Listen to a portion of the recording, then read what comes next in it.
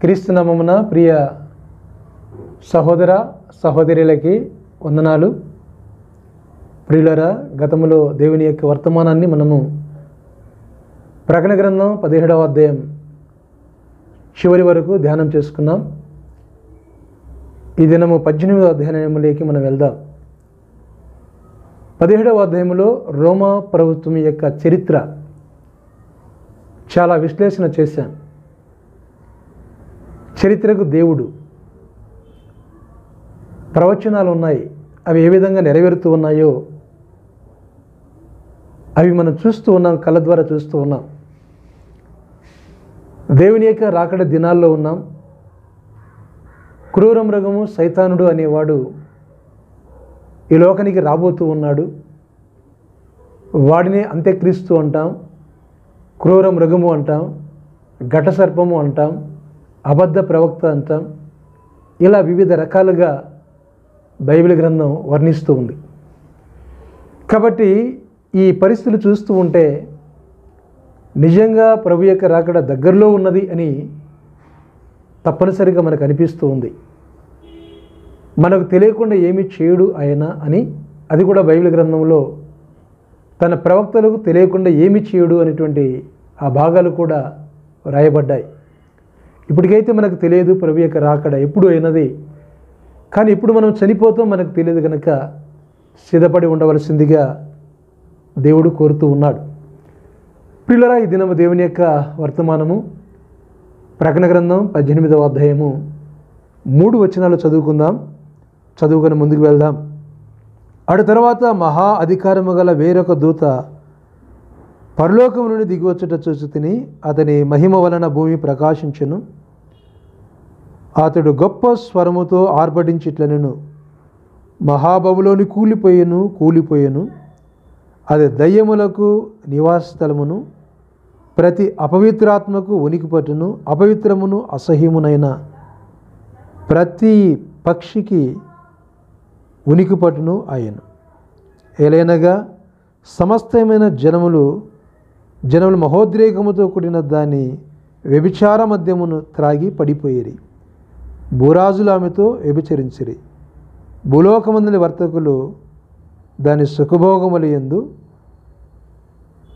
ధనవంతులైతిరి. ప్రేమ కలిగిన దేవా, పరిశుద్ధుడా, నీకు వందనాలు. ప్రభువా, ఈ దినము నేను నీ వాక్య భాగాన్ని మేము ధ్యానం చేస్తూ ఉన్నాం. ప్రకటన గ్రంథం 18వ అధ్యాయం 3 వచనాలు. ప్రభువా, నన్ను మమ్మల్ని బలపరచండి. నీ బిడ్డలు నేను క్రమంగా దేవుని వాక్యాన్ని వినాలి, ఆ వాక్యాన్ని మేము అనుసరించాలి.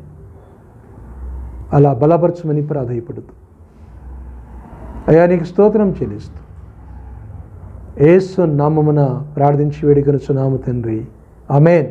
దేవునికి స్తోత్రం. ప్రియ దేవుని బిడ్డలారా, రోమా ప్రభుత్వ విషయాలు, ఆ రాజుల గురించి ప్రకటన గ్రంథం 17వ అధ్యాయంలో మనము చూచాము. ఆ విషయాలే దానియేలు గ్రంథంలో 7వ అధ్యాయంలో, మరి యెహెజ్కేలు గ్రంథంలో కూడా కొన్ని విషయాలు రాయబడ్డాయి. ఇక్కడ బబులోను గురించి చెప్పబడుతున్నటువంటి విషయాలు గమనించగలం. దూత యొక్క స్వరము అన్నప్పుడు 18వ అధ్యాయంలో 3 చోట్ల దూత యొక్క స్వరము మనకు కనిపిస్తుంది. మొదటి భాగంలో పరలోకము నుండి ఒక దూత అని అన్నాడు. 18వ అధ్యాయము 4వ వచనంలో ఇంకొక స్వరము పరలోకము నుండి ఇలాగ చెప్పుట వింటిని అన్నాడు. అదే రీతిగా 21వ వచనంలో బలిష్ఠుడైన ఒక దూత గొప్ప తిరగటి రాయి వాటి ఎత్తి సముద్రములో పడవేసి ఈలాగు మహాపట్టణమైన బబులోను ఏగముగా పడద్రోయబడును అని చెప్పడం జరిగినది. 3 దూతలు, వారి స్వరాలు మనం వింటూ ఉన్నాం. దూతల పని గురించి ముందుగానే మనం ధ్యానం చేశాం. ఎలాగనగా అంటే దేవదూతలు కోత కోసేవారు అని మత్తయి సువార్త 13వ అధ్యాయంలో మనం చూచాం. ప్రకటన గ్రంథంలో కూడా దేవుడు ఏ రీతిగా తన దూతలను పంపిస్తున్నాడో 7 దూతలు, ఆ 7 బూరలు, 7 దూతలు, 7 ఇట్లా ఆ 7 అనేటువంటి మాట కొన్ని విషయాల్లో మనం బైబిల్ గ్రంథంలో చూస్తాం. ప్రియులారా, చూడండి, ఇప్పుడు వచ్చేటువంటి భయంకరమైనటువంటి శిక్ష ఇది. బబులోను ఏమి చేసింది? మహాబబులోను ఏమి చేసింది? దేవుడు అందరికీ అవకాశం ఇస్తాడు. నీతిమంతుల మీదను అనీతిమంతుల మీదను ఆయన వర్షం కురిపిస్తున్నాడని బైబిల్ ఎలా సెలవిస్తూ ఉందో ఆ రీతిగానే దేవుడు అందరికీ అవకాశం ఇస్తాడు. ఆయన అవకాశం ఇచ్చినప్పుడు ఆ సమయాన్ని మనం ఎలా ఉపయోగించుకున్నాము అన్నది అది ముఖ్యం. లెక్క కూడా అడుగుతాడు దేవుడు, అది చెప్పాలి. ప్రియులారా, రోమా ప్రభుత్వము విలాసవంతమైన జీవితాన్ని అనుభవించింది. అదే రీతిగా మనం బబులోను జ్ఞాపకం చేసుకున్నప్పుడు బబులోను కూడా భయంకరముగా, బబులోని యొక్క దేశము భయంకరముగా సుఖవంతమైన జీవితాన్ని అనుభవించింది. అంతేకాదు, వారు కొంతమందిని ఇబ్బంది పెట్టారు. బబులోను రాజు అయినటువంటి నెబుకద్నెజరు ఏ రీతిగా దేవుని మందిరాన్ని పడగొట్టాడు, అనగా సొలొమోను మహారాజు కట్టిన మందిరాన్ని పడగొట్టాడు, ఆ విషయాన్ని మనం ఎరుగుదాము చరిత్రలో. అది దేవుడి చిత్తం. అంటే సొలొమోను మహారాజు పాపం చేయటం, దేవుడికి వారి పట్ల అసహ్యం కలగటం, మందిరాన్ని పడేయించటం అనేటువంటి క్రమాలు ఉన్నాయి. సరే, ఏదేమైనా ఈ దూత మాట్లాడేటువంటి మాట, దూత దేవుని మహిమతో ప్రకాశించింది, గొప్ప స్వరముతో ఆర్భటించి ఇట్లా నేను మహాబబులోను కూలిపోయాను. కానీ బబులోను ఎలా జీవించింది అంటే దయ్యాలు, భూతాలు, పిశాచి అంటాం కదా, వాడికి నివాస స్థలమైంది. అవునండి, ఎక్కడైతే మందు తాగుతూ ఉంటారో, ఎక్కడైతే వ్యభిచారం జరుగుతూ ఉందో, ఎక్కడైతే ఇలాంటి పాపాలు చేస్తూ ఉంటారో అలాంటి దేశము ఇలా అయిపోతుంది. యెరూషలేము గురించి 1:1 యెషయా గ్రంథం 1:1 మహానగరము వేశ్యాయనే, యెరెమీయా గ్రంథం 22వ అధ్యాయం 29వ వచనంలో దేశమా దేశమా దేశమా యెహోవా మాట వినుము. అది యెరూషలేమైనా, అది రోమా ప్రభుత్వమైనా, అది బబులోను దేశమైనా, ఏ దేశమైనా ఆశీర్వాదాలను దేవుడిస్తాడు. గమనించండి, ఆ ఆశీర్వాదాలను మనము అనుభవించటం, పంచటం అన్నది అది మనం చేయాల్సినటువంటి పని అని గమనించాలి. ప్రియులారా, వాక్య భాగాన్ని మనం చూసినట్లయితే ఇక్కడ మహాబబులోను కూలిపోయాను. ఎంత భయంకరమైన మాట! దయ్యములకును, అపవిత్రాత్మలకును, అపవిత్రమైన అసహ్యమైన వాటికి ఉనికి పట్టు ఆయను అని వాక్యములో రాయబడి ఉన్నది. కాబట్టి ఈ రీతిగా ఈ లేఖన భాగాలను మనం చూస్తూ ఉన్నాం. అంటే అక్కడ దేవుడు నివసించడం లేదు, ఆ దేశంలో సైతాన్ నివసిస్తున్నది. సైతాను కాపురం ఉన్నాడు, సైతాన్ నివసిస్తూ ఉన్నది. మనల్ని దేవుడు మనకు కావలసిన వాటిని ఇచ్చినప్పుడు వాటిని చక్కగా ఉపయోగించుకోవాలి. దేవుడి చిత్తము కాదని ఏ పని కూడా చేయకూడదు. అవునండి, దైవజనుడు భక్సింగన్న గారు చాలా సందర్భాల్లో మాట్లాడేటప్పుడు ప్రభు చిత్తమైతే అని అంటాడు. ప్రభు చిత్తమైతే వస్తాము, ప్రభు చిత్తమైతే ప్రార్థన చేస్తాము, ప్రభు చిత్తమైతే ప్రసంగం చేస్తాము, ప్రభు చిత్తమైతే భోజనం చేస్తాము అని ప్రభు చిత్తం అని చాలా సందర్భాల్లో దైవజనులు భక్సింగన్న గారు అంటూ ఉంటారు. అది చాలా మంచి మాట. ప్రియులారా, ఆ విషయానికి జ్ఞాపం చేసుకున్నప్పుడు దేవుని చిత్తము లేకుండా, దేవుని ఆలోచన లేకుండా మన సంకల్ప ప్రకారం ఏమైతే చేస్తూ ఉంటామో అవన్నీ కూడా పాడైపోతాయి అని బైబిల్ గ్రంథం సెలవిస్తుంది. ఎందుకంటే ఆదికాండం 11వ అధ్యాయం 4వ వచనంలో, అంటే 11వ అధ్యాయంలో పెద్ద బాబేలు గోపురాన్ని కట్టారు. 4వ వచనంలో రాయబడి ఉంది, పేరు సంపాదించుకుందాము రండి అని వారు ఆ నగరాన్ని కట్టడానికి, గోపురాన్ని కట్టడానికి ఇష్టపడ్డారు. ప్రియ దేవుని బిడ్డలారా, దేవుడు ఏం చేశాడు? దాన్ని పడగొట్టేశాడు. ఈరోజు కూడా టెక్నాలజీ అనేటువంటి రూపంలో ప్రపంచం ఎక్కడికక్కడ వెళ్ళిపోతుంది, ఏమేమో చేస్తూ ఉంది. కరోనా టైంలో గాలి ఎంత విలువైనదో మనం చూచాం. ఒక విషయం నేను చెప్తాను. ఇటలీ దేశంలో ఒక వ్యక్తికి కరోనా వచ్చింది. అతను ఐసీయూలో ఉన్నాడు. కొంతకాలం తర్వాత కోలుకున్నాడు. వాళ్ళు వచ్చి చివరిలో బిల్లు చూపించారు. ఆ బిల్లు చూపించగానే అతను మళ్ళా కొమ్మలోకి వెళ్ళిపోయాడు. కారణం ఏంటంటే ఆ బిల్లు అన్నది అంత ఎక్కువ వచ్చింది.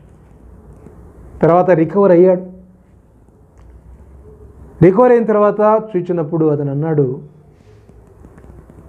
అంటే ఇంత ఆక్సిజన్ ఇచ్చినందుకు ఇంత బిల్లు వేశారు, నేను పుట్టినప్పటి నుంచి దేవుడు నాకు ఇచ్చినటువంటి ఆక్సిజన్కు నేను ఎంత చెల్లించాలి, ఏమి చెల్లించాలి దేవునికి? ఆ తర్వాత అతను దేవుని ప్రేమను ఎరిగి, ప్రేమను గ్రహించి దేవుని సాక్షిగా జీవించాడు. పిల్లల జ్ఞాపం చేసుకుందాం. అంటే దేవుని ప్రేమ, దేవుని ఆశీర్వాదాలు అలా ఉన్నాయి. దేవుని ధిక్కరించి జీవించేవాడి పరిస్థితి. మహాబబులోను కూలిపోయాను. ఏమిటి అంటే ఇంతగా భయంకరమైన పరిస్థితికి వెళ్ళిపోయినది. ప్రియులరా, మహాబబులోను గురించి మాట్లాడుతూ యెషయా గ్రంథం 13వ అధ్యాయంలో కొన్ని విషయాలు చెప్పబడ్డాయి. 14 నుంచి 20 వరకు దేవుని యొక్క వాక్యాలు చెప్పబడ్డాయి ఆ బబులోను గురించి 13వ అధ్యాయంలో. అంటే ఎలా ఉన్నది అంటే ఇంకా అలాంటి పరిస్థితి బబులోనుకు వచ్చినది. ప్రియులరా, చదువుకుందాం. 13వ అధ్యాయము 14 వచనం నుంచి దేవుని యొక్క వాక్యము. వారు చూస్తుండగా వారి పిల్లలు నలగొట్టబడుదురు అని వ్రాయబడి ఉన్నది. ఇక్కడ బబులోను గూర్చి ప్రత్యక్షమైన దేవుని యొక్క వాక్కు అన్నాడు. అంటే ఈ విధంగా మాట్లాడుతున్నారు. రాజ్యములకు భూషణముగా ఉన్నటువంటి ఈ దేశము ఏమైపోయినది, ఎలా అయిపోయినది, ఎలా పాడైపోయినది అని దేవుని యొక్క వాక్యము మాట్లాడుతూ ఉంది. అంటే భూషణముగా ఉన్నది, రాజ్యములకు భూషణముగాను, కల్దీయులకు అతిశయాస్పదముగాను ఉన్నటువంటి ఈ దేశము ఎలా అయిపోయినది అనగా అది పతనమైపోయినది అని దేవుని యొక్క వాక్యము. యెషయా గ్రంథంలో ఈ లేఖన భాగాలను ప్రియ దేవుని బిడ్డలారా మనము చూస్తూ ఉన్నాం. అంటే ఇట్లాంటి పరిస్థితి ఈ యొక్క దేశానికి దాపరించినది, ఇలా అయిపోయినది. అప్పుడు రాజ్యములకు భూషణమును, కల్దీయులకు అతిశయాస్పదమును, మహాత్యమును గల బబులోను దేవుడు పాడు చేసి సొదొమ గొమొర్రా వలె అయినది అని ఇక్కడ ఈ 19-20 వచనాల్లో మనం చూస్తున్నాం. అది మీరెన్నడూ నివాస స్థలముగా ఉండదు, తరతరముల వరకు దానిలో ఎవరునూ కాపురం ఉండరు అని దేవుని యొక్క వాక్యములో వ్రాయబడి ఉన్నది. గమనించండి. అంటే ప్రవచనం, ఆ యొక్క బబులోను గురించి రాయబడినటువంటి ప్రవచనం ఇక్కడ ప్రకటన గ్రంథం 18వ అధ్యాయం 1వ వచనంలో నెరవేర్పుగా దేవుని యొక్క వాక్య భాగాన్ని మనం చూస్తూ ఉన్నాం. ప్రియులారా, ఇర్మీయా గ్రంథం 5వ అధ్యాయం 3వ వచనం, 5వ అధ్యాయం 3వ వచనంలో కూడా బైబిల్ గ్రంథంలో ఏం రాయబడి ఉన్నది? ఇక్కడ యెహోవా యథార్థత మీదనే కదా నీవు దృష్టించున్నావు, నీవు వారిని కొట్టితివి కానీ వారికి దుఃఖము కలగలేదు, వారిని క్షీణింపజేస్తేవి కానీ వారికి శిక్ష పడలేదు అన్నాడు. 13వ వచనంలో చూడండి. ఇక్కడ 13వ వచనంలో ఇశ్రాయేలు కుటుంబములారా అంటాడు. ప్రవక్తలు గాలి మాటలు పలుకుదరనియు ఆజ్ఞిచ్చువాడు వాటిలో లేదనియు తాము చెప్పినట్టు తమకు కలగదనియు చెప్పుకుందరు. కావున సైన్యములకు అధిపతి యెహోవా దేవుడికి యెహోవా ఇలాగూ సెలవిస్తున్నాడు. ప్రియులారా, ఏమిటి అంటే బబులోను గురించి, బబులోను ఏ విధంగా పతనమైపోతున్నదో ఆ బబులోను గురించి ఈ 50వ అధ్యాయంలో చాలా విషయాలు ఉన్నాయండి. అంటే మనము ఇర్మీయా గ్రంథం 50వ అధ్యాయంలో ఈ విషయాలు బబులోను గురించి, కల్దీయుల దేశమును గురించి ప్రత్యక్షమైన ఇర్మీయా ద్వారా యెహోవా సెలవిచ్చిన వాక్కు. చూడండి, ఆ దినములలో ప్రకటించుడి, సమాచారము తెలియజేయుడి అన్నాడు. 50వ అధ్యాయము 13వ వచనం, 5వ అధ్యాయం కాదు, 50వ అధ్యాయం 13వ వచనంలో చూడండి, బబులోను మార్గమున పోవారందరూ ఆశ్చర్యపడి దాని తెగుళ్ళన్నీ చూసి ఆహా నీకి గతి పట్టినదే అంటారట. ఏమంటారు? ఆహా నీకి గతి పట్టినది అంటారు. అంటే అంత భయంకరమైనటువంటి శిక్ష బబులోని మీదకి వచ్చింది. 50వ అధ్యాయంలో చాలా విషయాలు ఉన్నాయండి, చాలా విషయాలు. ఆహా నీకి గతి పట్టినదే, ఎందుకంటే చేసిన పాపం అలా ఉంది. ఒక పాపాన్ని గురించి మనము చెప్పుకుందాం దేవుని వాక్యములో. దానియేలు గ్రంథం 5వ అధ్యాయంలో నెబుకద్నెజరు కుమారుడైనటువంటి బెల్షస్సరు గురించి జ్ఞాపకం చేసుకున్నప్పుడు, చదువుకున్నప్పుడు 5వ అధ్యాయంలో చాలా విషయాలు ఉన్నాయి. అయితే ఇక్కడ 3వ వచనం చూడండి, 3వ వచనం నుంచి, అందుకు వారు యెరూషలేములోని దేవుని నివాసముగు ఆలయము నుండి తీసుకుని ఉన్న సువర్ణోపకారములను తెచ్చి ఉండగా రాజును అతని అధిపతులను అతని రాణును అతని ఉపపత్నులను వారిలో ద్రాక్ష రసం పోసి త్రాగిరి. వారు